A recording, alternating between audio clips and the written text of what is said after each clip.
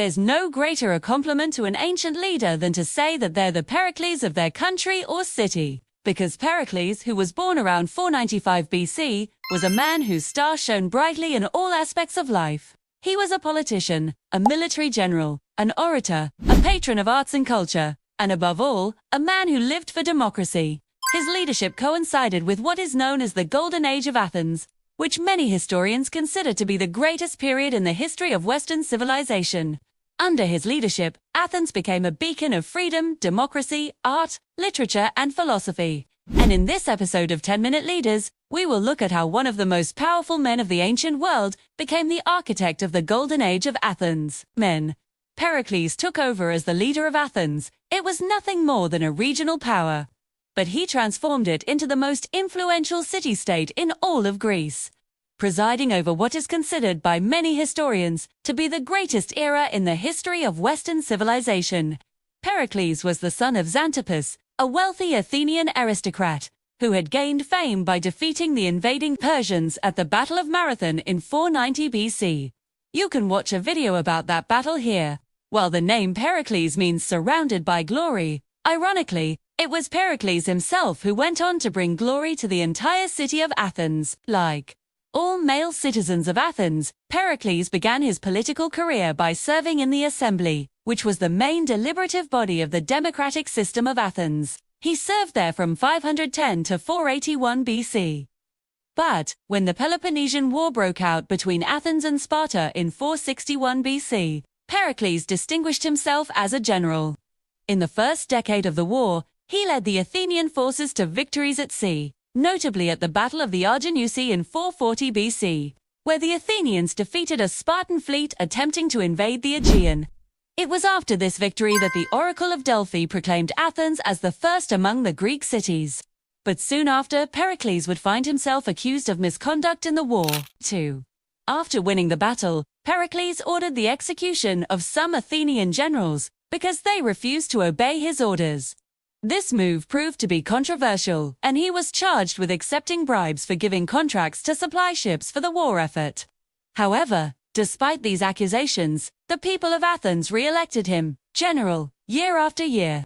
Such was his charisma and popularity among the citizens. And his political and military career gives us an insight into his character. He was ambitious, decisive, brave, and enjoyed great popular support. And though he might have had flaws, such as being autocratic and imperious, his commitment to the ideals of democracy never wavered. The Peloponnesian War raged for another 2 decades after that, but it was during this time that Pericles truly came into his own.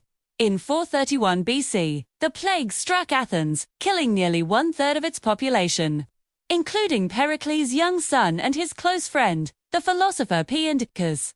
Yet he continued to lead Athens through the war with the same resolve until finally succumbing to the disease himself in 429 BC. When this happened, the assembly lamented his passing and passed a law forbidding anyone from dying while in office so that it would not happen again. So, why did Pericles become so popular? Well, a lot of it had to do with his politics. He ruled as an aristocrat, that is, he was a member of the elite landowning class. But he also presided over the Golden Age of Athenian democracy, which saw an explosion of arts, literature, architecture, and philosophy, and also ushered in unprecedented economic growth for the city of Athens. What made Athenian democracy unique was that unlike other city-states of ancient Greece, where citizenship was limited to a small number of adult males, ideally of noble birth, Athens opened up political participation to all free male citizens, regardless of their social standing. As a result, 185,000 out of 8 million residents of Athens had the right to vote. That is 1 in 40. We don't know how representative this really was, but it was still more than any other city-state of ancient Greece. But voting alone doesn't make a democracy. You have to have things to vote on. And Pericles ensured that the government of Athens was accountable to the citizens. He restructured the judiciary so that judges were paid and random citizens were summoned to serve on juries. These reforms meant that justice was no longer something that only the rich could afford. Furthermore, Pericles reformed the system of ostracism, which allowed any citizen to propose the expulsion of an individual from the city-state on the grounds of being a threat to democracy. Originally, ostracism was used against tyrants, but Pericles extended it to include anyone who he thought was dangerous, whether real or imagined, making it a tool to curb the power of the aristocracy. While Pericles advocated for the rights of ordinary citizens, he didn't hesitate to flex his muscles when dealing with foreign powers.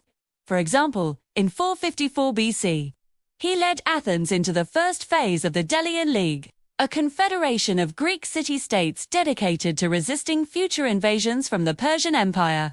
But what began as a defensive alliance gradually turned into an Athenian hegemony, as Athens used its naval supremacy to dominate the seas and force member states to pay tribute to it. One historian estimates that Athens received about 1,800 talents worth of silver and about 600 talents worth of gold from the Delian League, which was then stored in the treasury of Delos, but Pericles later moved it to Athens and used it to build the Acropolis. Indeed, it was during his tenure that the Acropolis flourished. The Parthenon, the Propylaea, and the Erechtheion, among other structures, were built during this time, making the Acropolis the cultural and intellectual heart of all of Greece. This flowering of culture and art is what we now refer to as the Golden Age of Athens. But Athenian democracy wasn't just flourishing, it was thriving. Pericles implemented reforms to increase the efficiency and effectiveness of the assembly, such as instituting the practice of letting orators speak in public without notes, which resulted in the development of impromptu rhetoric as a new branch of knowledge. He also established the Court of the Hedoi, an institution that settled legal disputes involving claims of more than 2,000 talents. Previously, cases like these were handled by the assembly, but Pericles recognized that the court was better suited to deal with them. He also increased the salaries of public officials, thereby attracting better candidates for political offices. Pericles thus strengthened democracy by protecting the rights of its citizens, by improving its institutions, and by using its power to protect and promote the interests of its allies. However, as much as Pericles championed democracy, he was also responsible for some undemocratic moves. For instance, he supported the expulsion of some 4,000 non-citizens, mostly slaves, from the city on the false pretext that they were planning a revolt. But by far his most controversial move was in regards to the Megarian decree, which he issued in 432 BC, after Megara refused to participate in a trade embargo that Athens had declared against the island of Melos. Pericles decided to punish them. So he issued a decree barring Megarians from trading in all Athenian ports and confiscated their property in Athens. This move was significant because it contravened an ancient law which guaranteed trading rights to all Greeks in all Greek cities. It was also extremely effective. Within 5 years of imposing the decree, the Megarians lost half of their territory and their economy was devastated. But as much as the decree was effective, it was extremely unpopular. It outraged the other Peleus, particularly Sparta, who saw it as a blatant violation of their customs and laws. And ultimately, it proved to be one of the contributing factors that led to the outbreak of the Peloponnesian War. Pericles would live to see the worst of this war.